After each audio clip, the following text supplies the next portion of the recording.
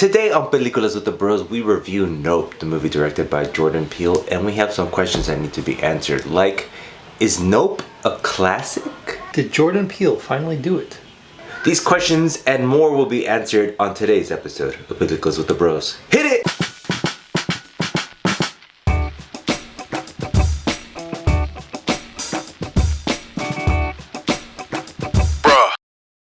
What's up, bro? What's up, bro? And welcome everybody to the show. This is Peliculas with the Bros. My name is Adrian. My name is Ivan. And Peliculas with the Bros is a podcast where me and my brother Ivan discuss movies every week. We do a new movie. We discuss a new movie. Ivan, what's the movie of the week? Nope. You always do that. But this time you did it right. Wow. Nope, directed by Jordan Peele, the movie that just came out a week ago or so. Before we get into that, thank you for listening. Thank you for watching. If you're listening, if you're watching, we're on YouTube. We're called Peliculas with the Bros. So look us up, and we put up a new podcast, a new show every week. So subscribe to us. Leave a comment. Let us know what you think of the movie Nope. We would love to hear about it. And if you like podcasts, you can listen to us in podcast format. Just look us up on any podcast platform, and we should be there. Peliculas with the Bros. Like I said, podcast every week. If you like movies, if you like two Mexican guys that aren't Mexican, really, check us out there. Ivan. Yes. It's time to get on your horse and ride into Old Town Road as we giddy up on and watch somewhat of a throwback movie. Quasi-Spielbergian, Kubrickian movie. The movie is Nope, Ivan. Oh. Directed and written by Jordan Peele. The premise of this movie. The Haywood Ranch is home to the finest showbiz trained horses and has a long history of doing just that. It was ran by Otis Haywood Sr. until his untimely demise, being killed by a nickel. The nickel impaled him, and strangely, it fell from the sky, Ivan. Now his stoic son, OJ, and exuberant daughter, Emerald, are left to carry on the family legacy. Falling on hard times, OJ begins selling off the prized horses to a local theme park, but it seems that his father's death was just the beginning of the strange events that would ensue on the Haywood Ranch. With the cast of Daniel Kaluuya as OJ Haywood, Keke Palmer as Emerald Haywood, Stephen Yeun as Ricky Jupe Park, Brandon Perea as Angel Torres, and Michael Wincott as Antlers Hoist. Keith David. Holst. Keith David as The father. the father. Always loved that guy. Yeah. Just a good parental figure. Yeah. Whether you're black or white. Yeah. Maybe not if you're Mexican, though. Yeah. Ivan, director, is Jordan Peele. We talked about Jordan Peele at length in the previous podcast. We've said things like he started off with Key and Peele. We said things that like his first movie was the resounding success of Get Out. Follow-up was Us. Now we have Nope. In the last podcast, we also said that or at least he reminded me of Spielberg and Shyamalan, the famous directors. Obviously, Spielberg is higher end, Shyamalan is lower end. And I also said that he always gives me some kind of weird vibe. He has a way of making things feel weird in his movies in a positive way. One thing that I sort of glommed on. Don't do that. Just say your point. One thing that I noticed is Thank that you. he gives me Kubrick vibes too. Okay. In the sense that it's kind of that same sense of I feel weird. The movie has a weird feeling to it, and I think that's it's like a sense of eeriness, even though things should be normal, right? There's also the relation to Kubrick in the sense that he is a symbol guy. Like this means that, or that means this. But I don't think he has the same kind of precision. That's the perfect word. Great word to glom on. I'm broke either with that. But we could talk about more about Peele after we discuss this movie. Here on Peliculas with the bros, we like to look at how the sausage was made. So, Ivan, get your sausage maker ready. I had them pre-made, ready for the show in the fridge. Great Some idea. sausages. Oh, So we don't have to kill a pig live. So we got some sausages here. We So no now- longer want to But see how can we look at how it was made? Here's a cutting board and a knife. Like that? Yeah. Oh, just cut into it? Yeah. I'm cutting into the sausage. I look inside, Glistening pork. and there's some fat in there. Maybe a key. But all tasty things have fat, right, Ivan? I don't know where I'm going with that. But Oh. anyways, props to Peele and his team for being able to keep sort of like all the how this movie was made under wraps. Mm-hmm. It did just come out, so that makes it a little difficult. But there's not much out there regarding like intricacies of how this movie was made, right? One thing that I did see is that Peele cites the following movies as inspirations for this movie: King Kong, Jurassic Park, Close Encounters of the Third Kind, Signs, and The Wizard of Oz. I can definitely see those influences, to say the least. But anyways, Evan, for this movie, what was your level of hype from a 1 to 10? A 5. You're right in the middle. Yeah. All the whole time, like from the moment it was released to the day you watched it. Yeah. Interesting. I was at like a 9, and then I went down to like a 3. You got something in your head. I know, and it's called a brain. Oh. I went from a 9 to a 3, and I said it in the last podcast when we were talking about Us, but 9 because I just love Peele's first 2 movies. At least at that moment I did. And because the trailer was so like mysterious and short and didn't make any sense. I was like, okay, I'm on. But the fact that I felt like 2 years to actually watch the film, I think kind of hurt my anticipation. I think that could be said for a lot of movies though. Like the fact that you see a trailer 2 years ahead and you're like, oh, can't wait. Yeah. I mean, I feel like the future will just be like, in 1 month, this is coming out. And that's just like, That'd be dope. Nintendo does that. It's the only company that does that. Sony. Nintendo does that? Yeah, with its games. It's not like a month. I think it's like half a year around. Interesting. But they made like a statement saying like, we will no longer advertise a game that isn't pretty much done. Wow. That's a good thing, because I do think there's such a thing as like a limited time of anticipation. Like Drake can tease me for probably a month, but then after that, I'm not into his next album. Like imagine if Drake's like, in 2 years you're gonna get this album. Like, ooh, ooh. Even you think, I'm trying to feel like I'm trying to remember what I felt with Kendrick, like leading up. Was I just like, can I have it already? I'm not even anticipating it anymore. I think I was, but whatever. I don't. So yeah, I was like at a 3, but then the day of, it ramped back up to like a 8. Just because we talked about Us in the previous podcast, and because I did feel like this movie was gonna be a return to somewhat of a form, Mm-hmm. a more defining movie than Us would be, and I was excited. Ivan, what did you think about the movie Us? Us? No, trying to test your intelligence right there. Ivan, what'd you think about the movie Nope? It was good. It was good. I think all my reviews are different ways of saying it's good. It's good. It's good. It's good. I liked it. Yeah. I liked it because of the following reasons. It was fun. Mm-hmm. It was a fun movie to watch.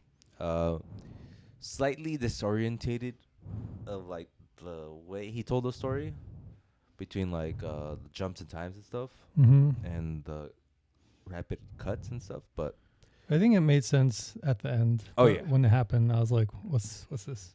yes, But also, like, if at the end I'm kind of good, like I put the pieces together in my head, I think that's fine. and it's a disorientated type of storytelling that actually kind of makes the movie a little bit better. Like it adds a sense of mystery to like, oh, where, what the hell? So I like that. It would have been cool to see the monkey scene like fully, just at the start, like with no context. I don't know if it would have made it better, but it would have been funny. Just like nope, like seeing all the trailers, and then the first 10 minutes is like that monkey scene. Interesting. It's like, what the heck did I sign up for? Do you think it would be a better movie? I think it would just confuse more people and be like, why was the monkey there? Because like even now, like I was not now, but like during, I was like, what's the point of the monkey Let's stuff? talk. Yeah, let's talk about that in a bit. Okay, So you don't think it would be better, or you think it'd be the same? I think it'll be funnier. Yeah, it'd be kind of weird. I'm just a sick puppy, I guess. I do think that dialogue again is kind of like mediocre. There isn't anything to write home about. Mm-hmm. But luckily this movie doesn't have too much dialogue or too much explaining. Yeah, It wasn't scary, the movie. I did feel creeped out a couple of times, uncomfortable. uncomfortable, and it was designed beautifully. That's my take from A Million Miles Up in the Air. So you were talking about a chimp earlier, so let me put this movie into context. The movie starts. It actually does start with the chimp scene, right? Yeah, It starts with the chimp scene. Chimp seemingly killing people on a TV set, yeah. and then we cut from that and we jump over to the Haywood Ranch and we see Haywood Senior, played by, Keith David. and he gets killed by a nickel that impales him, falling from the sky. And this kind of format of telling the story, and I mentioned it earlier, where we're jumping, right? We're jumping from one timeline to another, one story to another. It keeps things interesting, makes things weird, super weird, and it makes things a little bit confusing, which ultimately I think makes for a more compelling movie than if it were to be told straight ahead. Even so, it's interesting that the story of this monkey and the story of the Haywoods, they don't really align necessarily directly, right? Mm-hmm. It's kind of like I kind of think of it like a sketch. It kind of is a sketch, like just thrown into a movie, right? Uh-huh. When you saw this monkey scene in the beginning, what was like your feelings? Like That's immediately. a CGI monkey. Yeah, I know. That's not a real monkey. That is one thing that I was like, I kind of don't like that, but. Well, I didn't care that much, but it was just like, oh, that's CGI. But what were you thinking when the movie Nope, which you know has nothing to do with monkeys, starts with the monkey scene? I guess I was intrigued. I was like, Peele. He's trying to mind fuck us right now. Right. He's trying to be clever. Uh-huh. But I was like, what does this mean? What does it mean? And then you saw the shoe, right? Uh-huh. Do you know what the shoe means? No. Okay. I think I have it, but we'll talk about that a little bit later. There's a shoe there, just vertically straight up, having not connected to anything, and it's a POV shot of us looking at the shoe, and it just looks odd that it's seemingly floating on its heel.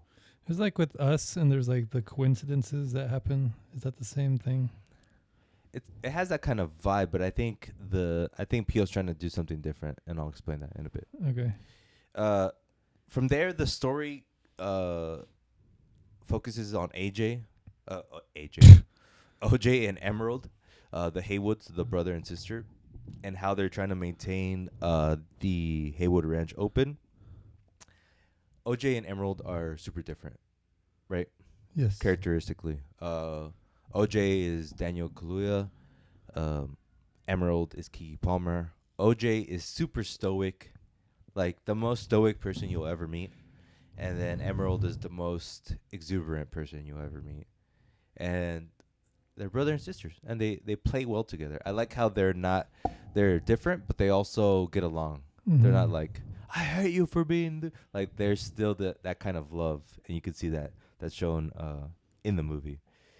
Um, Keke Palmer, any anecdotes to her? Like, I know she's been in a bunch of things, but do you have any insight into her?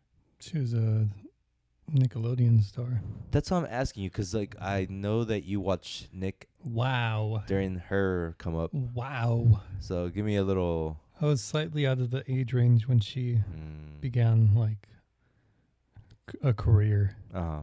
and then she just did random acting roles. Yeah. Interesting. Uh, so they're trying to keep the farm alive, but things start getting really creepy.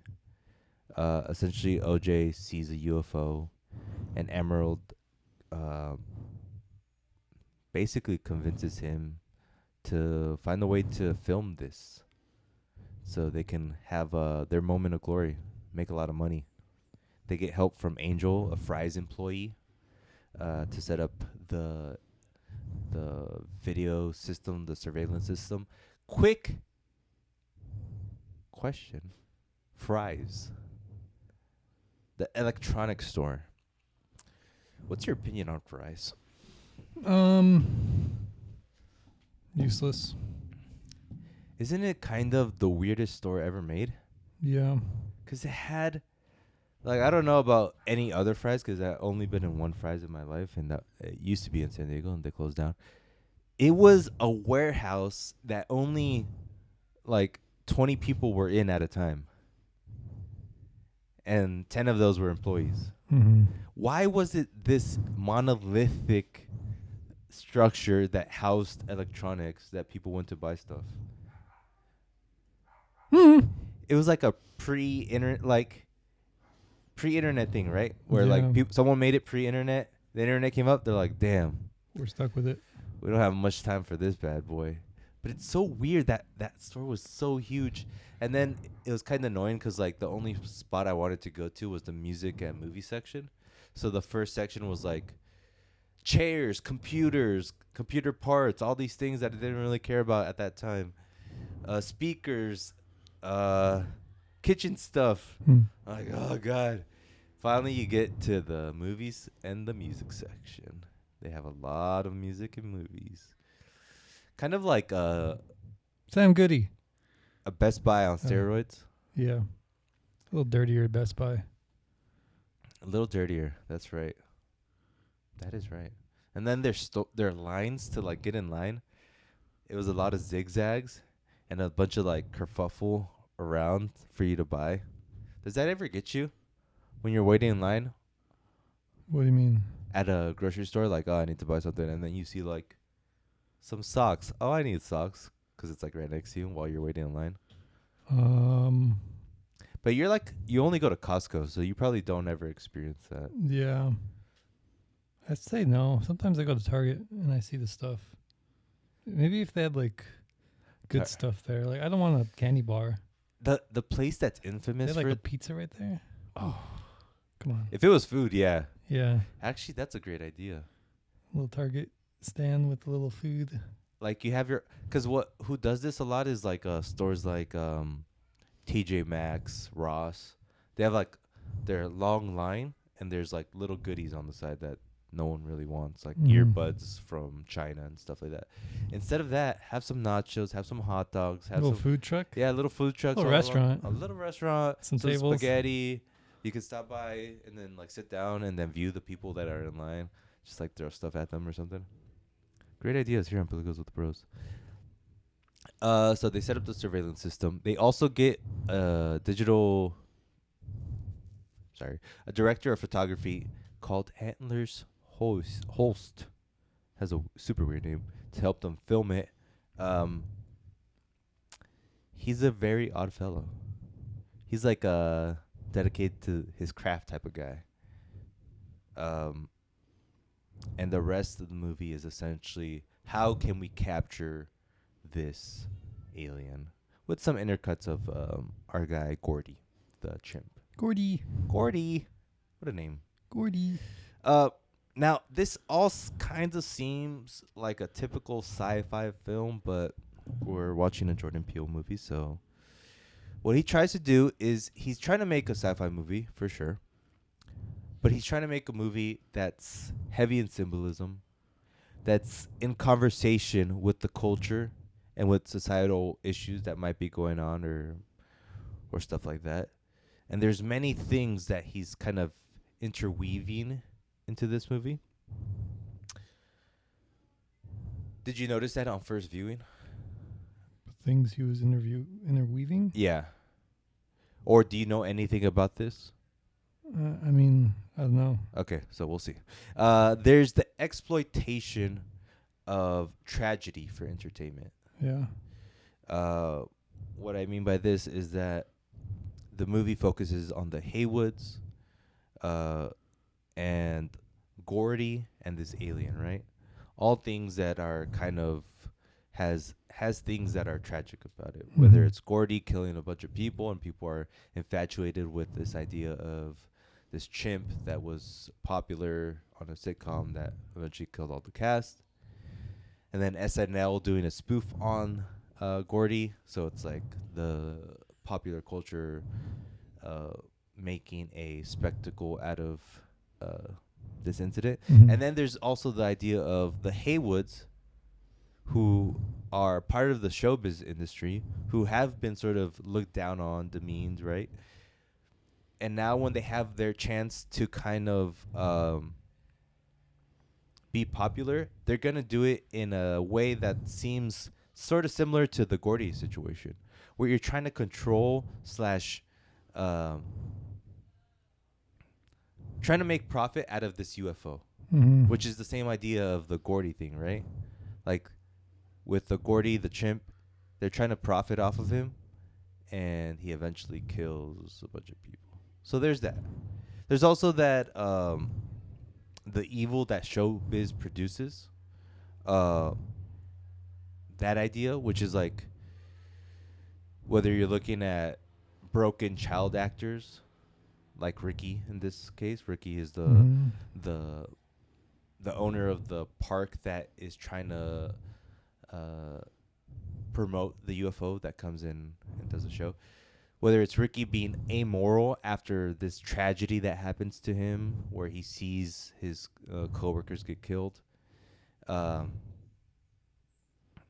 and Ricky offering a life-changing event for the purposes of his ego, only to provoke the alien and then killing 40 plus people. So it's like showbiz is kind of cool, the idea of it, to entertain people, but it has some very dark parts to it. Right. And sometimes we look away from those kind of things because A, we don't want to even hear about that, and B, we're trying to be entertained. We don't want to hear the bad news. But we have this Ricky character who's like kind of, to me, the weirdest character, played by Steve Yeun. He goes through this tragedy, but as a grown-up, he seems like he has it all together in a way. Why? Do you feel that kind of vibe? There's a scene where it showed he didn't have it together, when he just like sitting on the table, like zoning out, thinking. Right. Well, what do you think? But he was thinking, but he wasn't like scared. He was just like blank. Yeah, but he was like out of the moment. He was like, I think it's like a type of trauma where you just can't. Like he was in it, and then his girlfriend or whatever snapped him out of it, and he's like, I don't think that's exactly like healthy. Correct. But like if I were to go through that kind of tragedy, and if I were like zoning out, I'd probably be having like a panic attack while I'm Mhm. zoning out. But he was just like reminiscing, like the good old times. And it's like, oh, yeah, like he wasn't unpleasant, Right. which But is so weird. true, I guess. But it's good. It's good because you're sort of creating this character who is almost blank, like empty.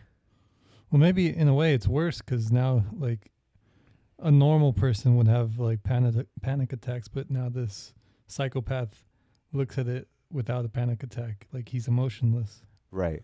So in a way, it's technically worse Yeah. than not having panic. I could see that. Yeah.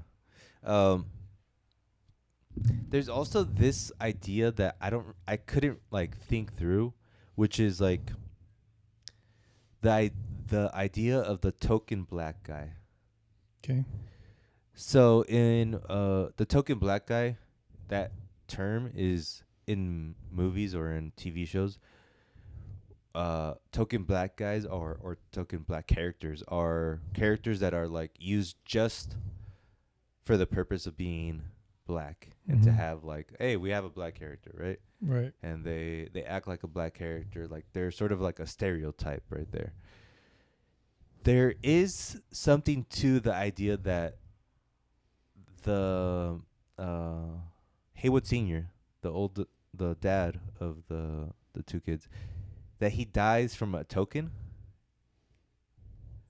Was it a nickel? Yeah, a nickel is a token, I guess.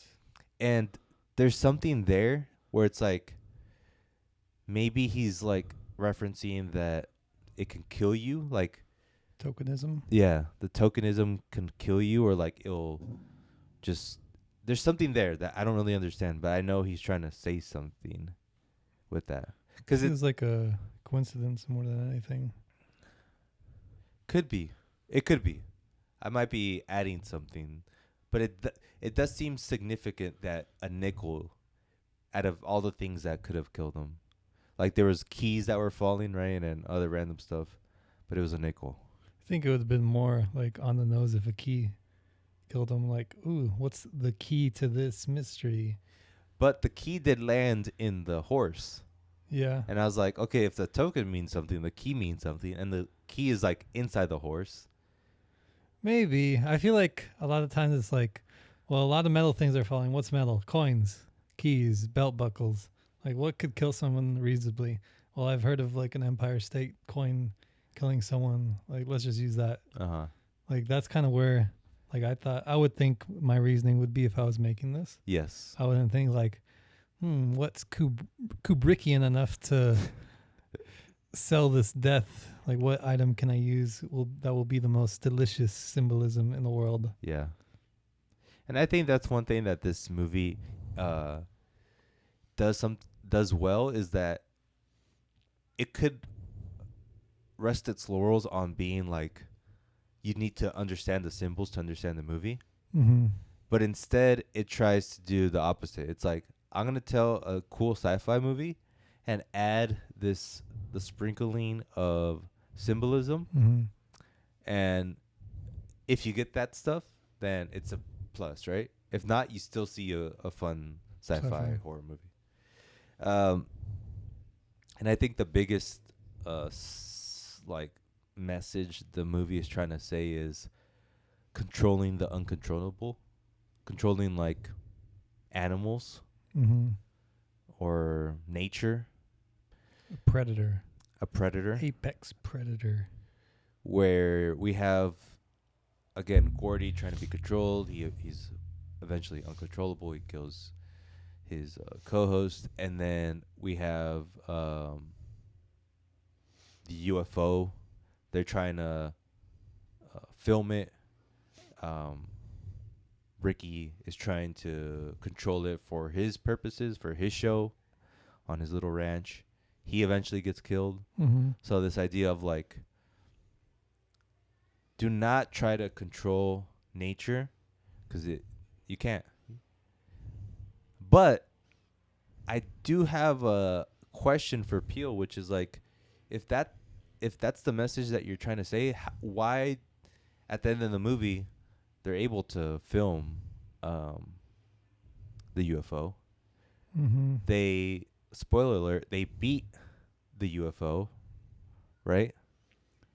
Yeah. Like, if his idea really like you can't control these things, like don't try to control them, but then the Haywoods are eventually able to do it, or is it something else? I mean, there's a line that said like you can't control someone like something like that. You have to come to an agreement with them. Yes. So in a way, I mean, the agreement, like the way they controlled them by then is just straight up killing them and tricking them. Like there's no really control at all. It's like various tricks in order to simulate control, I guess. But isn't what they ultimately did control? They were able to trick something and kill it or destroy it, and that goes against the idea of. I think it's, well, I mean, they still technically didn't really win because, like, the dad died. Like, Mm-hmm. people died. Mm-hmm. A lot of people died. So, like, really, if they wanted to not do anything, they would have done something not related to trying to record it. And that's What like if their failure? I think also what could have been done is Daniel's character could have been killed. OJ. I think, yeah, but To really like emphasize this point. it would have been too much. Like, You think? Yeah, Like like how- the dad died, and then all these people died. If he died, I would have been like, I think he wanted more of a happy ending. That is true. I don't want to take that away. I do see that too. And then back to a previous point we were talking about that shoe. Mm-hmm. The shoe that was just floating there on the set of the Gordy show. Mm-hmm. And I noticed something. That there's like two or three different times that the movie cuts to the Gordy flashback, and every time there's something different about the point of view that Ricky's character has. Like, there's some subtle difference. And then I noticed this because I watched it two times. Jeez, get out of here. On the scene where the camera comes from around the stage Uh-huh.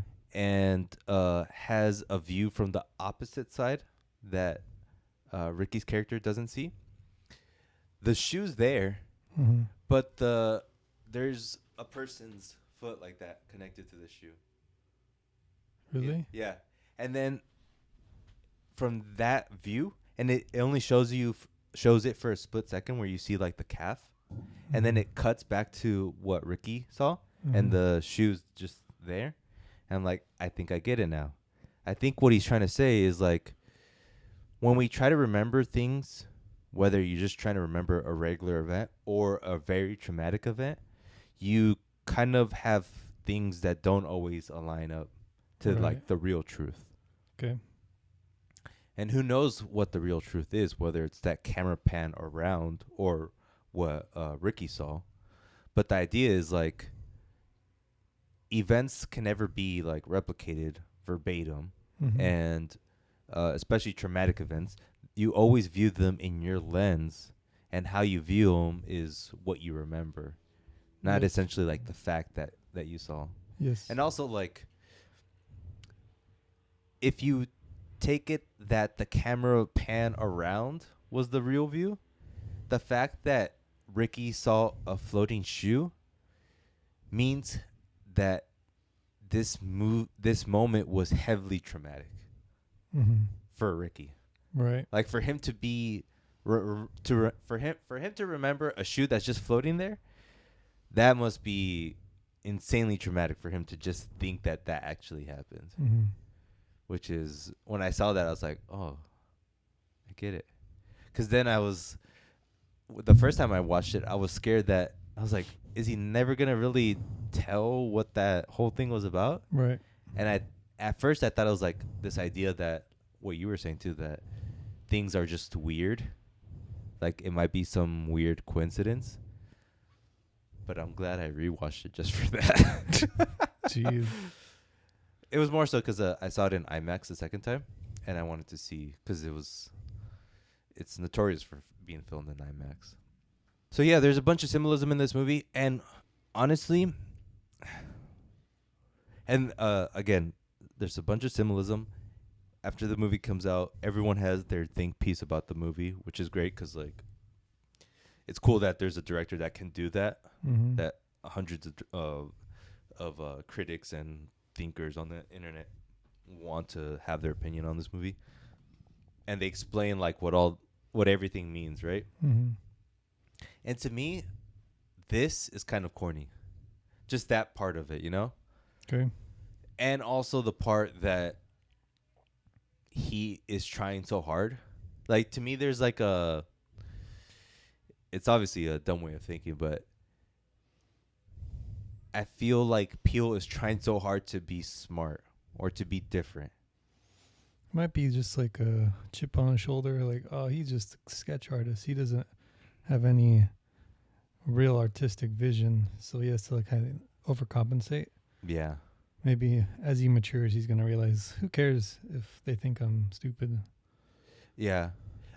I say all that. I say that I feel like it's corny, and I feel like it's corny that everyone tries to dissect every little bit about this movie. But at the end of the day, I'm happy that we get what we get from this. Like, I'd rather have this than, like, what you're saying, him just trying to be a little bit more basic. Mm-hmm. Like, I want him to experiment. I want him to... Because we don't have too many directors like this that are trying to do a movie that's so... themselves. symbolic about different things. And maybe it's himself, too. Maybe he likes those kind of stories more than anything, you know? But then there's also that cynical side of me that's like, okay, what does that graphic, that T-shirt, that vintage T-shirt, it's supposed to symbolize like the oppression that Native Americans felt in the 1700s, like. Mm-hmm. But I think as long as he doesn't do it so on the nose, then he should be good. Yeah, I mean, I didn't have an issue with any of the symbolism. Like the only part that I was like, what was the TMZ guy? And like the reflection, that was a little too like, I get it. Don't record things. Uh-huh. You know? And Is it the fact that he got his comeuppance? No, it's just that like how he appeared felt so random. Like it didn't feel realistic that someone from TMZ would go to this ranch about a killing from, not even killing, just missing people from something unrelated. But the ranch was really close. Yeah, but it didn't feel like TMZ worthy. Get out your little moped, your reflective, everything. Get your super camera out. It just felt like a little too like, why is this guy here? But there's 40 people dead. But 40 what, plus. it doesn't. Then the police would show up, not him. I can see both sides, but yes, I understand what you're saying. But I feel like a lot of the movies, like, why did they do that? Why did they do that? Yeah. But I think Peele doesn't care too much about having like everything be realistic. He just wants it to be a movie. Like, he cares more about making like a movie versus making something you could fall into. Right. Like I know what that feels like. Right. And no, that was a fun movie. Yes. He's not a naturalistic director. Yeah.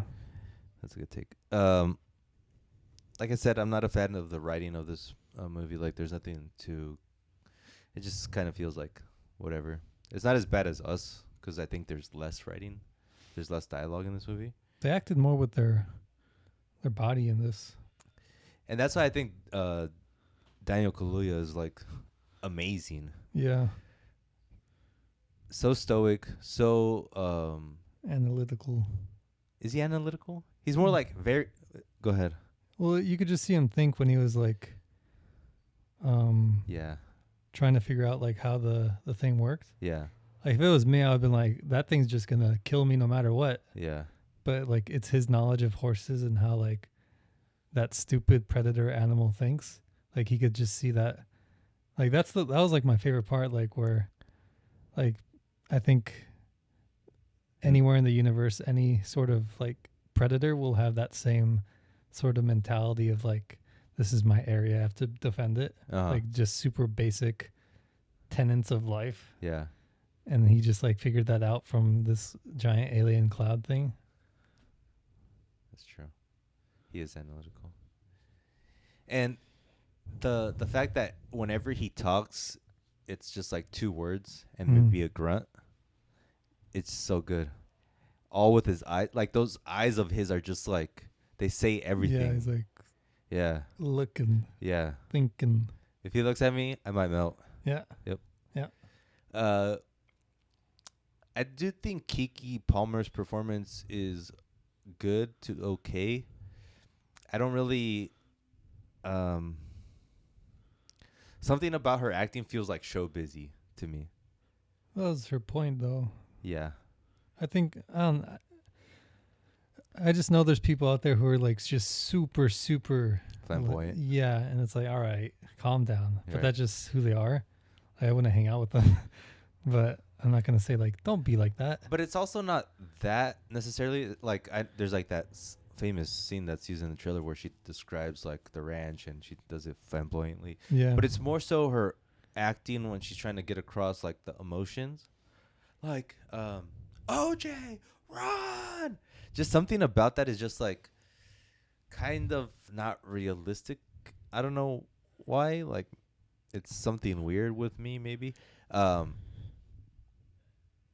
Where like OJ, when he sees his father like fall on the ground, he's very hesitant at first to even like do anything, and then he goes sprinting without saying a word. But maybe that's just 2 different personality types again. So a little nitpick. There's also we talked about the director of photography guy, Antler. Yeah. The graveliest voice of all time. He kind of took me out. Like, it felt like such a big joke. Yes. Like, a lot of this is just like straight up a comedy. Wait, is it? Yeah. Okay. Like the fries guy, like he was pure comedic relief. Sure. Like every time he said it, he's like, this guy is a total weirdo. Yeah. He's funny. And then the cinematographer dude, like his whole setup of like where he edits is just like a forest in front of him. Is like, it just feels like they're making fun of filmmaking in a way. Just like that super weird The film snob. Yeah. And he talks in like symbolism. Yeah. Always. Yeah. They're like, what the heck is this guy talking about? He's saying weird stuff. So I kind of want to dissect this character a little bit because like you mentioned, he's shown to be kind of a film nerd. He's a very stoic too in his own way, and he talks in kind of riddles. But there's a point when Emerald's character is trying to convince him to come and shoot the UFO, and he says, she says, I'm looking for the perfect shot, and he said, like, you know that dream you have where you imagine yourself on top of the mountain and everyone's like giving you applause? Mm-hmm. He's like, that's my life every day. And to me, I think the character is supposed to be like this guy who's seen as a genius, who's done everything, who's almost bored with life and everything it comes with because he's been there, done that. Mm-hmm. Do you see that too? Or am I reading him wrong? I saw it as like he's never really satisfied with what he does, even if what he does is like straight up 99 out of 100 each time. But he wants that 100 out of 100. So like when he gets that huge applause, he's like, well, this applause is really only deserved if I get 100. This is just a 99. Right. That's who I saw him as. And then, okay, I like that point too. And then they finally film it. He films the alien. And then it's funny because he's like, we're good, huh? Everyone's like happy. Yeah, we made it. We got it. We got the film. We're good, right? He's like, the lighting. Golden hour. It's golden hour. Golden hour. And that idea of like there's two things that I kind of see with that. It's the idea of like never being satisfied, Uh-huh. and there's also the idea because he says it himself. He's like, we're never supposed to get the perfect shot. 'Cause And then what? what? Because then what? Is it because of that? I think it's like because 'Cause after then that, what else can you do? Because after once he says that, he goes and he films The perfect shot. Is it the perfect shot for you? I feel like that's what it was meant to be. Like the perfect shot is literally dying for your art in some Right. way. Cause yeah, there's so many things there. For me, it's like he got the perfect shot, and he's like, now that I have it, there's no point of living. Yeah. So now I'm gonna get like a crazy ass shot. Yeah. But maybe that crazy ass shot is the perfect I think shot. the crazy one is the perfect one. Because when he got the regular shot, like, I think just like any creative thing, like you could always think like, oh, it could have been better in this little tweak here, this, and then when he took that first video of it, he's thought the same thing, like, golden hour soon. Like I can get another even more perfect shot. Yeah. That 99 to like 100 or 99.9. Crazy. And it goes back to your point of like, Peele does not want to do a movie that makes literal sense. Yeah. He wants to make a cool movie. And in a Yeah. cool movie, this director, this guy he's trying to talk about would do something like that. Because he's probably like, I met DPs who are just like the ultimate assholes, and Yeah. you know, that's interesting. I like that. So, what was your question on the top of the podcast? I don't remember. It was mine was, is this movie a classic? And you said, is nope. Nope. Good. No, you didn't say that. Wow, we really forgot. Let's see if we'll remember after we talk about this. So I love the idea of the movie being like, Is Nope a comeback or something? A return to form? Did I say that? I don't remember. Okay, whatever. Continue. I like the idea that this movie's gonna be blockbuster, like a hit, and that it's weird. Mm-hmm. Like I love this kind of reality we're in, where this movie can do this. The movie's on track right now to make like probably 80 million next, or like total, or 100 million next week, which is good. It's his biggest budgeted movie, and it's probably gonna make less than his two other movies, if I had to guess. Yeah, I think just Get Out, you can't beat that viral hitness of it. That's what you need, virality. Yeah. I don't think you need it, but a lot of people see if you don't have a viral hit, you didn't really make it as good as you could have. Yeah, I mean, I don't know about that, but like, I think the virality of things that are not Marvel movies are what movies need for it to be super successful. Like, what's the like Top Gun? Is that viral? Can that even be viral when it's like promoted down our gullets? I think it is viral, It is, right? Because it's like, but it's also really good. So it's like, but I think that's part of the virality of it. but there's also like scales of viral where it just insane, obscene amount of views for like no reason. Yeah. But in movies, I think that's more YouTube. True. But what's the most viral recent movie? I would say it's Everything Everywhere All at Once. Like, it got so well reviewed that it kept showing. Like, it wasn't supposed to show that long. Okay. But that's like, it's not that viral. Maybe compared just to Get Out. There's just different scales, I guess. Scales. Yeah. Levels. Yeah. So yeah. The question I had at the top of the podcast was, is this movie a classic? And I asked that because I think it's well reviewed. A lot of critics like it. There's that's one checkbox, and the other checkbox is the success of it, and like the rewatchability. and just like that it's a fun movie. And I feel like this, even more so than Get Out, is kind of like built to last. Yeah, because no matter what with this movie, it's still gonna be like an alien movie that just can't possibly exist.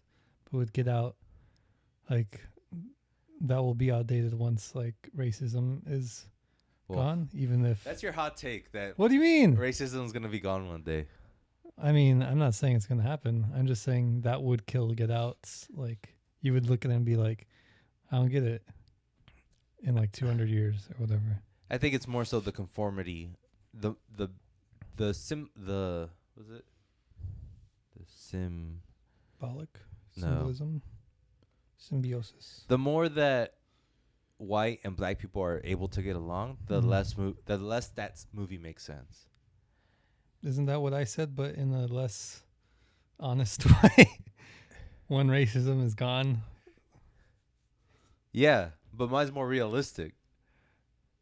They're gonna get along better. There's never gonna be no racism. Maybe not in your world. Oh man. But in my world there will In your multiverse. Yes. That's a good point too. That like, but I think another point is that it's a sci-fi movie. Yeah. And sci-fi movies tend to do pretty well over time. I was gonna say something else. I do feel like after watching it again that the movie feels a lot like Jurassic Park. It's a little one. Because it's that idea of like a monster, right? And like basically trying to escape the monster. And Jurassic Park is also talking about like not controlling nature. I saw it more as like Alien, where like you just don't know what's in that shadow. Yeah. But you can know there's something there. Jurassic Park, like, that's a dinosaur right there. That's what's coming. Right. And it's gonna eat me. True. But it was hidden for a long. Like the T-Rex was like. Yeah, but you knew what the T-Rex looked like. You know how it works. Yeah. You know, if it bites you, it hurts. With like an alien, like if it gets you, like what's it gonna do to you? Like it just has that tiny mouth, and then it shows like that thing coming out. Like, what the heck is this thing? Yeah. And then same thing with this, like this random cloud that doesn't move. Like, what's the point of that? And why does it have a little kite on it? Why is it so silent? Yeah. Yeah. Back to the Kubrickian. Isn't that great? Kubrickian. I hate it. Kubrickian take is like he makes movies that feel weird, same as Kubrick. He makes movies that are slightly comedic, which is Kubrick. Sure. Like Here's Johnny is hilarious. You know? Sure, yes. But to your point about him not being blank enough to be Kubrick. Precise enough, and also like the writing is obviously way better in Kubrick's movies. Yeah. I think it comes down to like Peele is more of a crowd pleaser than Kubrick. I think he has to be, just like. Oh, he doesn't have to be. No. Oh, Jesus. I think like going back to the Key and Peele, like he has to make up for it in a way. I think if you like play the clown and you want to be serious, you're gonna just have to overextend into that seriousness, no matter what. Like, there's no way. Like, if you just go like that middle ground, I think you'll just see people saying like, "Oh, see, he's just a comedian who wants to dip." But that's kind of you're kind of actually going with me now. Okay. Because I'm saying he has to be like a blockbuster. He wants to be a blockbuster director. He doesn't want to be a Kubrick guy where like a lot of things are left up to your mind to understand it. I think he wants both. But he can't help himself, and he goes Spielbergian more than Kubrickian. But it just might be his style where he just like has that influence of both. Yes. Yeah. But I'm saying like when push comes to shove, if he's like, if he's given the option to either explain what's happening or just like not even say a goddamn thing, he's gonna explain it. Okay. Now, yes, but I So think far. that's just because he's new, Okay, so you think you'll? mature. Okay, this leads to my next question. Where's Peel going from now? Right? Nah. I think he'll do good. Like, I feel like with this, he has a good grasp of just straight up movie making. Like, worst we're gonna get is just 3.5s out of 10. Like, I can't see him making something actually bad. And I mean, if I were him, I would have been tired of horror genre. Maybe he's gonna do something serious, or maybe he's just gonna keep doing it because he likes doing it. I'm sure he has to make something different. Like eventually. Maybe not the next one, but eventually he's gonna make something weird. Like, or this is, not weird, but like funny or drama or action. but like, if I can realistically eat pizza for like the rest of my life Uh-huh. and be happy with that, I think Appeal could realistically make a horror movie for the rest of his life and be happy with that. But even if I know, like, ooh, burritos taste good, burgers taste good, ice cream tastes good, but if like I'm told just do pizza, I'm like, okay, I'll be happy. No, he seems too smart to do that. He's too intelligent to be stuck in a box, I feel. But I mean, if he's aware of the box and like just enjoys being in the box, I don't think it's stupid to stay in there. I think he'll respond to critics if he's like in that box too much. And if his movies keep going that route, I feel like people are going to get tired of it. If he has a good head on him, he'll just do whatever. And like, if doing whatever is just horror movies forever, then that's it. Yeah. But if he's, I can't see him, if he doesn't have a good head, and I can't see him like reading the newspaper and someone saying, nope, more like poop with an E at the end. He's like, how dare they? Let me change up the formula. I think he'd be like, that's funny. It's not a newspaper, but it's more like the internet. You know what I mean? Okay. But I just think he's smart enough to do whatever he wants. The reason I say that too is because I feel like he learned his lesson from us, where like he doesn't need to explain every goddamn thing. Mm-hmm. He did that in this movie, where like whether it's Gordy or whether it's like the alien and like its mechanics of like why is the alien even here, like he doesn't explain any of that really, and I think it's a great thing he does where he learned his lesson that he doesn't need to explain everything. Yeah. And that goes to the point of like maybe he heard criticism like this movie's just like too,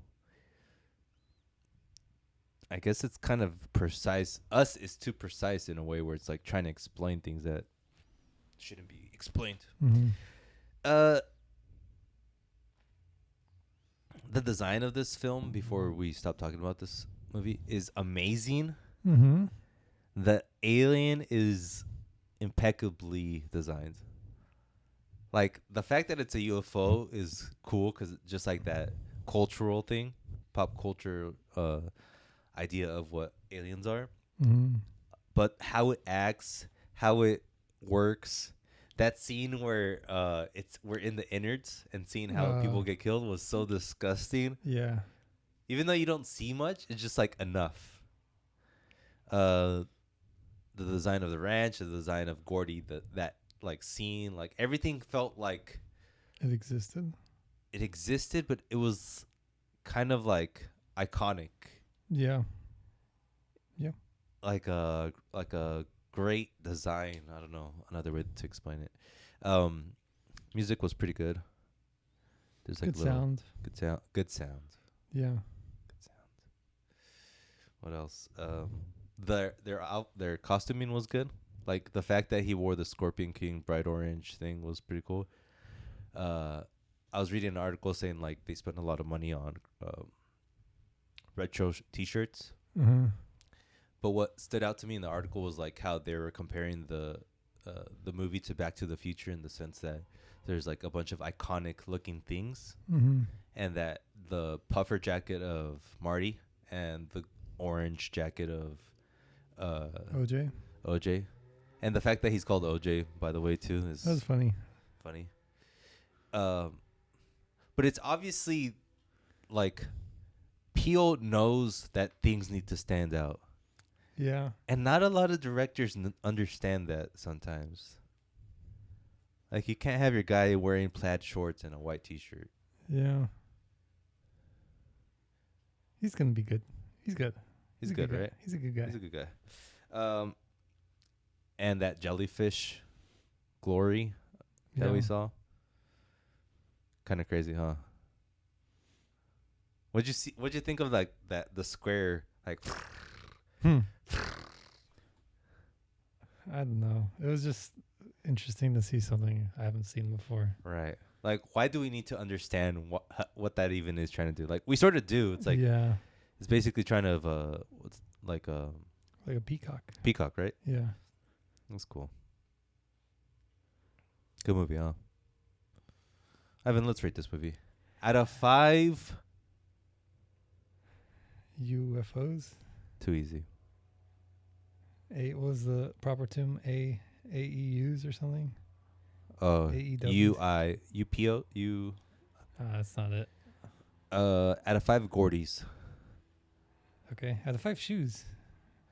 Out of 5 Gordies. Okay. Out of 5 Gordies, Ivan, how many Gordies are these?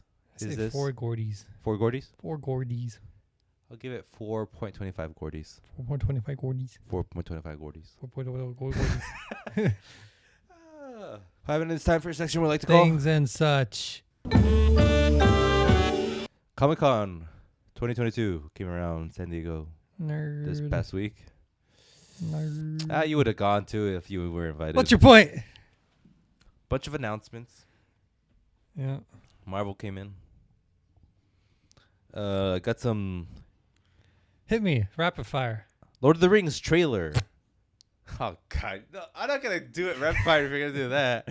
That was the only one, I promise. I actually like the Lord of the Rings trailer. I didn't see it. I'll watch it if I have to know if it's good first. Like, there's no way to know if it'll turn out good. I'm not going to watch trailers.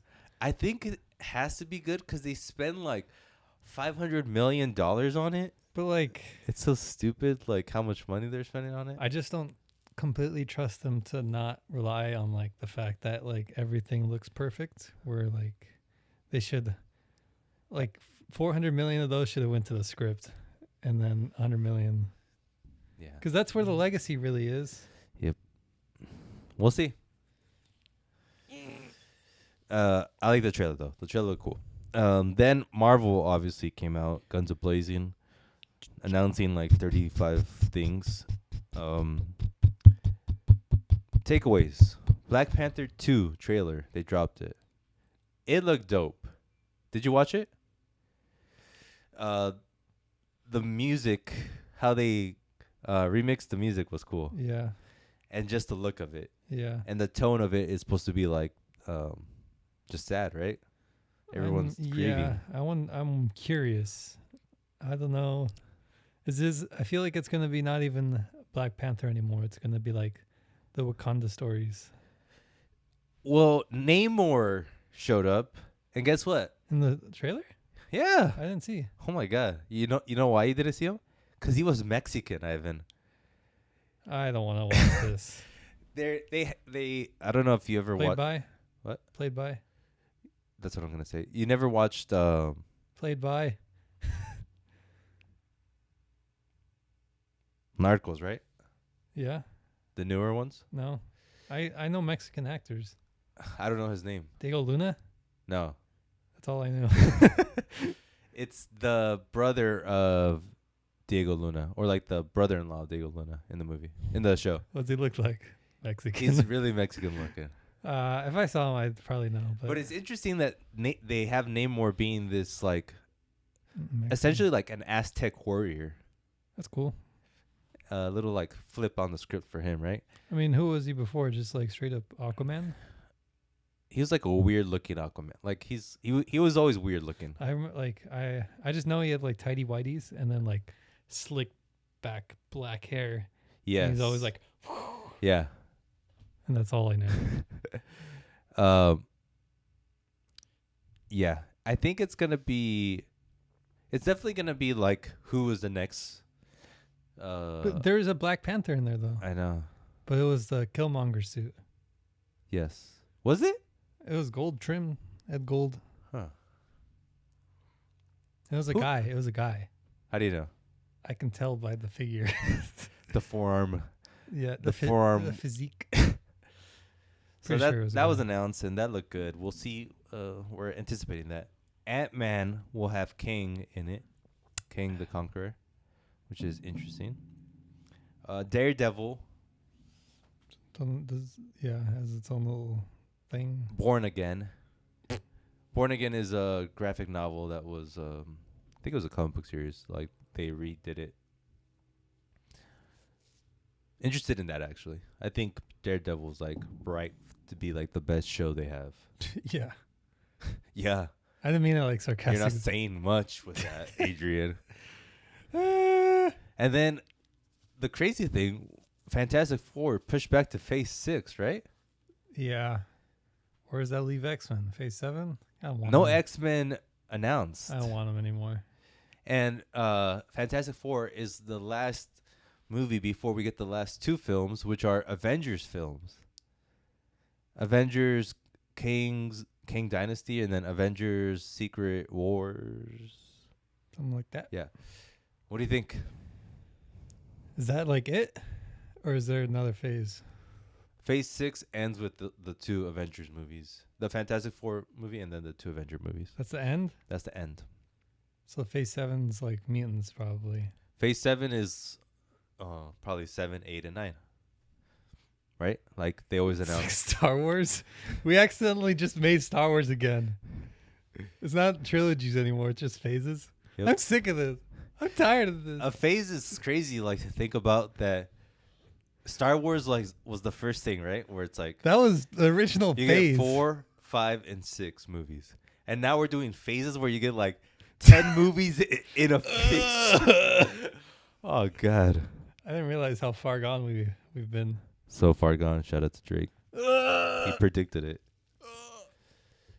Any level of excitement for any of this? Yeah. Your face, just like falling asleep. I'm gonna watch it. Maybe not the plus shows, but I'll probably watch Daredevil. Like out of respect. Out of some damn respect, Out Evan. of some human decency for once.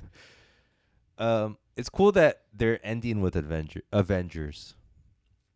Like they're saying, we know that you understand what Avengers are. We're just gonna put that at the very end, and that's like the final thing.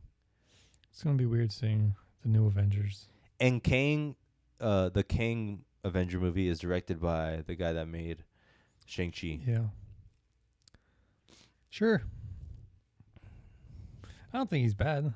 No. I think it's like elephant in the room or something. Well, the Russo brothers are probably bad directors, but once you have like the team of Marvel behind you, you become good directors. Yeah. Like you just, as a director of a Avenger movie, you just need to be able to coordinate things probably. Yeah. You don't need to have like a style, which is so disgusting to say. Yeah. Work with people. That's like number one. Are you nice? Yes. Can you work with people? Yes. Director. Ask me. Actually, I can't work with a lot of people. Cool. I saw this article on Vulture that was talking about. It was written by a guy that works at a CGI studio, and he was basically criticizing Marvel, saying like they're bullies, that like they ask for things and the way they want them is like very hard to even like output. Nerds. And there's so much work that needs to be done. Everyone's overworked, and it kind of makes sense, right? They're suffering for the future of CGI, which will be amazing. It's a necessary evil. Yes. maybe don't work, huh? You don't have to work for them. There it is. Go learn code. Don't wish that evil upon anyone. Anything else? There's the Marilyn Monroe movie. Did you see that trailer? I'll probably watch it. I'll like listen to all her music or something. Does she even have music? I think she some. has like the Happy Birthday song. That's it. That's it. I think she has some, like enough. But I feel she's not like Elvis. I feel like the movie is gonna be bad, but it'll be interesting. It looks pretty honest. Where like she seems like it's not. I think the fear was that it would just romanticize her life. Right. But I think we're just way past romanticizing like any historical figure. So now it just has to be like a decent movie. It's rated NC-17. They're gonna show her getting like hit by a man. Like this is gonna get dark, boy. It's gonna be good. It'll be good. It's gonna be good. Woo! Cut that. It's time for a section, Ivan, that we like to call "What's on the Telly." What you watching, Ivan? Nothing. YouTube. But nothing. I saw a movie called Blue Bayou. Blue Bayou. On Blue Bayou. Na, na, na, na, na, na. Blue Bayou. That song, sung by Ray Orbison. It's a good song. But the movie is Blue Bayou. Okay. It's by, I wish I wrote the director's name, but he's indie director. It's a good movie. But there's like, it's funny because it's very melodramatic, but it has like artsiness to it. But the movie almost ruined, like, it almost gets ruined at the very end because it does like a super cheesy thing that if I saw that like in the middle of the movie, I would have been like, all right, turn this movie off. There's a family getting separated, and the dad's like getting taken away by cops, and he's like going willingly. And then the daughter at that time was sort of mad at the dad. And so she didn't say bye when they got pulled away. And so the dad's walking away. The daughter's just like, "No, daddy." And right when he hears "No, daddy," he runs and he slides to her. And he grabs her. I'm like, never do that. I would have cried. I cried. But like, don't immediately run right when you hear her. Like, Right. first look back and then see what's going on. Do a little thinking. Like, should I run? Yeah. I should run. Boom. But the point is, like, he had to run or else the cops would have got him. Right. Little things, you know? Yeah. I've finalized my new philosophy on what I'm watching in terms of movies. I'm not going to watch anything old anymore. I'll watch old things if it happens upon me, but I'm not going to be at all like, Seeking. Yeah. Why? What happened? What did this to you? Did you go through a Gordy incident or something? I just feel like I'd rather stay relevant than know about the history of what's going on. And I feel like, well, like any art, but movies too, they are about the modern time of whenever they release in some way. So if I'm watching some 1982 movie is a better. If I'm watching some 1982 movie and it's a, I don't know, it's a good movie. What about Alien? Those are like the exceptions of like Okay. the ones that stand the test of time. But I feel like there was a bunch of movies like that around that time, just generally. I don't think maybe that one literally, but like there's just a lot of not super good movies out there that are on people's like, oh, you got to watch this list. I'm not about that at all. My focus is on movies that come out. That's it, pretty much. If I don't watch a movie from the past for the rest of my life, I'll live a happy man. But you're gonna watch a movie from the past. And there's gonna be like 10 movies in your life that you watch from the 80s that you're gonna love a lot. Yeah. that you still haven't watched? I'll watch it when it's like when it comes to me in a dream. Or when I tell you to watch it Yes. for the podcast. Well, maybe. I wouldn't go that far. Uh, I read the Wikipedia article. I don't like your take, but I'll accept it, I guess. Thanks.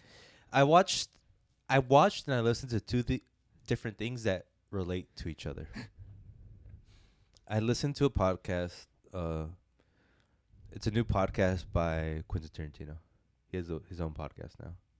Competition. I know. Come on. He's so good. Like, he knows everything. Like, oh, that director, oh, those actors, they were in that movie, and I'm like, oh, okay, well, why do I even do this? I think at that point, like, Too much? You're a nerd. yeah, Nerd alert. It's just his hobby. Like I was like that at one point with like Pokemon, where I could be like, the stats, the Pokemon moves learns like this. never use Growl Yeah, on Togepi, yeah, because then he'll use. poopy. I thought you knew everything. Okay, go. I think it's just more useful to like jack of all trades versus the master of one that Tarantino is. Even though, like, how can I criticize Tarantino? Anyway? It's not good to be like Tarantino. He didn't do anything for his own life. But like his movies are basically like just combinations of everything he's ever watched. True. Like interviews of him, like, oh, I took this from this movie where he did this and this and this and and that's like all of his movies are. So like his movies are just greatest hits of the movies he's seen in the past. But it works, and they're like the best movies. But nobody's ever done that before. So like he has that one. You're saying that's his thing. Yeah. Gotcha. But I wouldn't do that. So his podcast is basically talking about old movies from, because he used to. Long and short of it is he talks about movies with another guy, and he was talking about this one movie where essentially he says like the guys were saying that the movie is like a comic book in the sense that you can tell everything was handmade, and that's what makes the movie really good. Mm-hmm. Like, obviously there's not like crazy special effects, but the fact that it's made the way it was made makes the movie what it is, and it makes it good. Right. And then I watched the new documentary series on Disney Plus about Industrial Light and Magic. Okay. And they were talking about how they made the first Star Wars, and then how they make the subsequent Star Wars with the actual employees of Industrial Light and Magic. And they talked to George Lucas, and George Lucas was saying, it was funny because like Star Wars was a hit, and he's like, I didn't do everything that I could. Like Star Wars, the end result was like only 40% of what I wanted. Yeah. And he's like, I saw all the little fingerprints, and I didn't like it, but it was a good movie, and everyone liked it. And it kind of hit home because it's like the reason everyone liked Star Wars was because of that weird feeling that it had. Mm-hmm.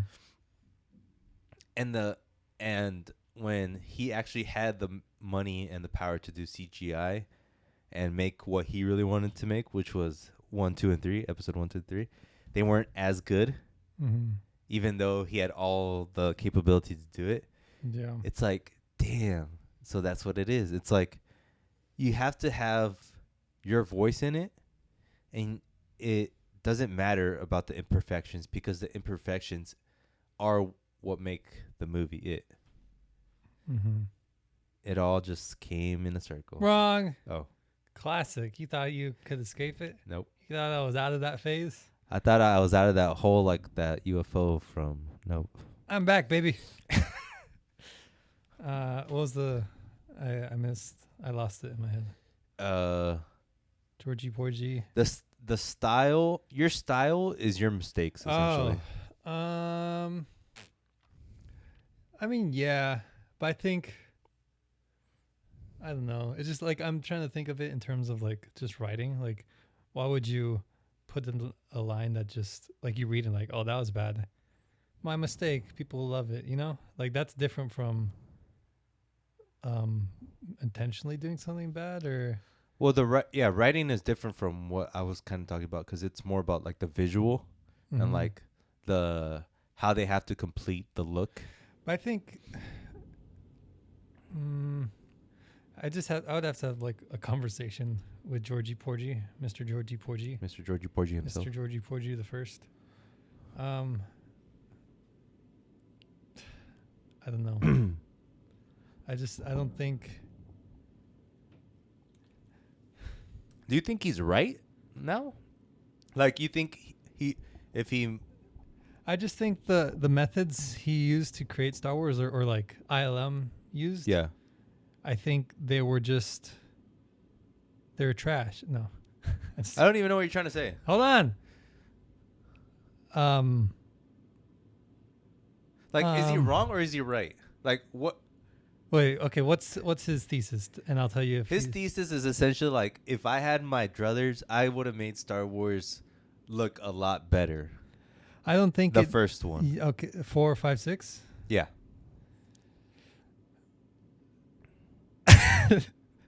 No, hold on. I don't think it needed to. I don't think it ever needed CGI. I think practical was just exactly what it needed, and then those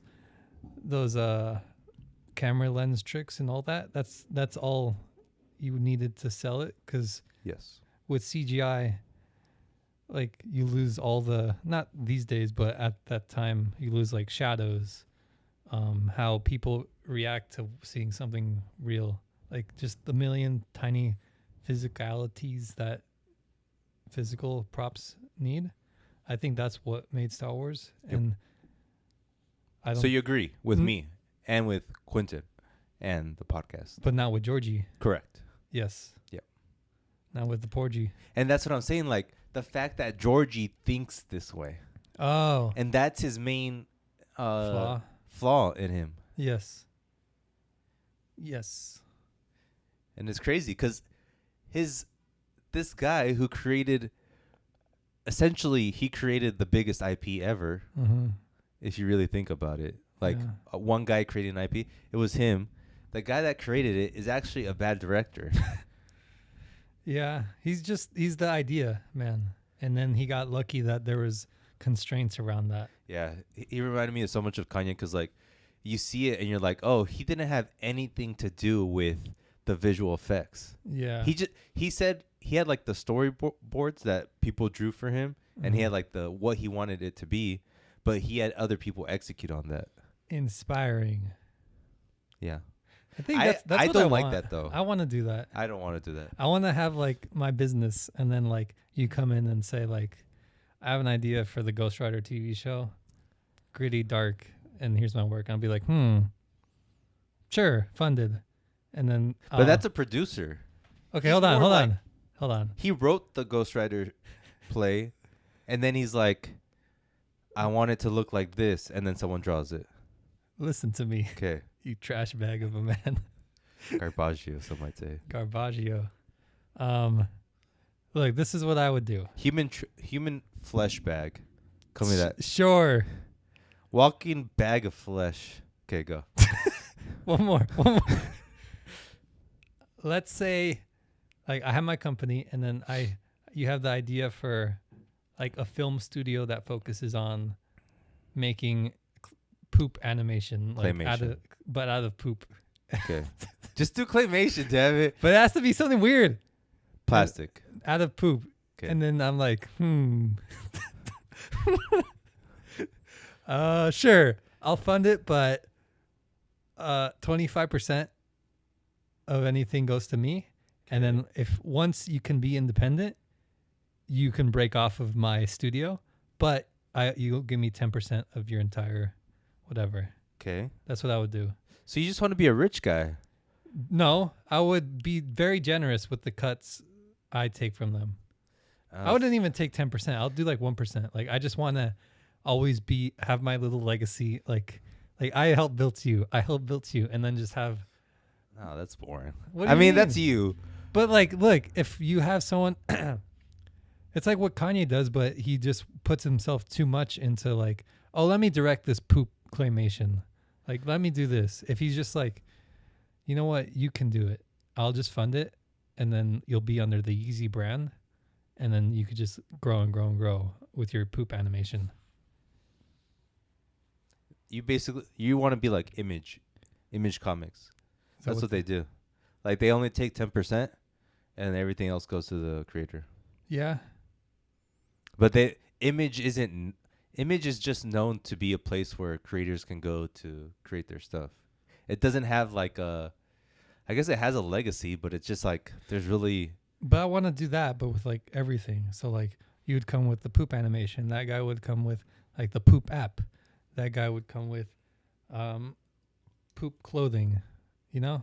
Yeah. But not poop, but just like anything, like what Kanye does. But I would want to do just like 1% of the work. Like lift you off and Right. like help you figure it out.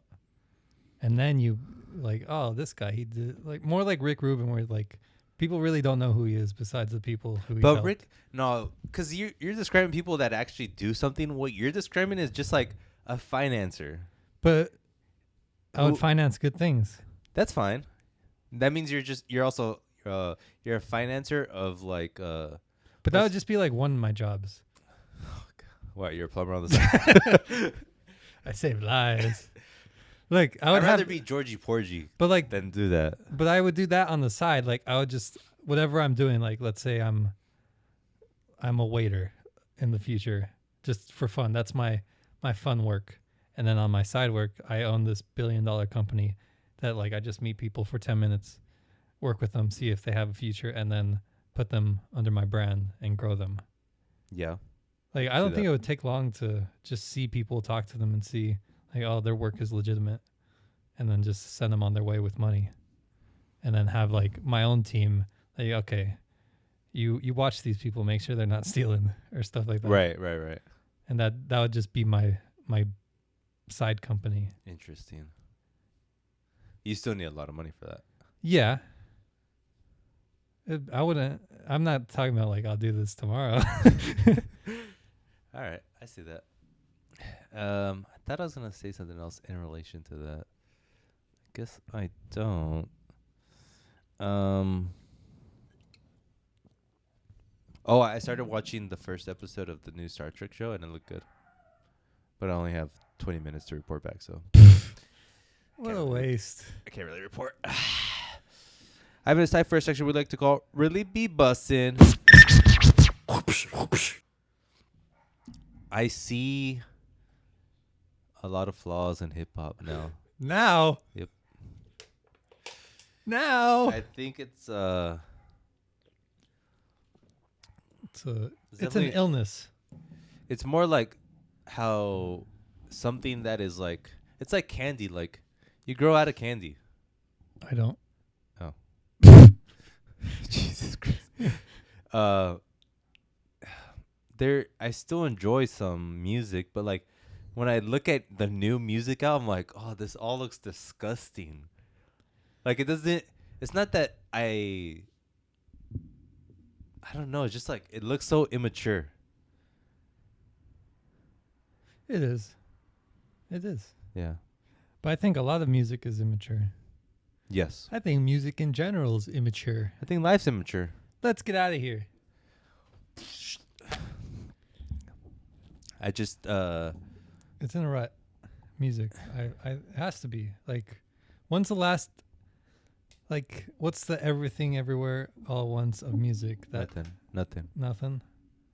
Of, what's the Top Gun of music? Nothing. And these are just like, these aren't crazy movies. Maybe everything. That was a little crazy, but they're just straight up good movies. I don't think, like, I think it's with music, since like literally any sound can be made by literally anyone now with just like a laptop. It kind of, I think there's like a devaluation going on. And Actually, I'm lying. The last good thing was Bad Bunny's album, and that was pretty good. yeah, but like that's it. That should be a norm, not like, oh, finally. Yeah, I know what you mean. One like Bad Bunny versus everything versus a Top Gun versus Well, movies are kind of in a slight rut too. I don't think so. I Like, think they're like about to explode in terms of quality. dude, Oppenheimer. Did you see that trailer, right? Yeah. I wasn't ready for that. Or like it was unexpected. Yeah. I was like, wait, why is this here? But it was basically what we expected, right? Like, remember we were like, he's literally gonna set off an atomic bomb in the theaters. That was funny. It was so loud as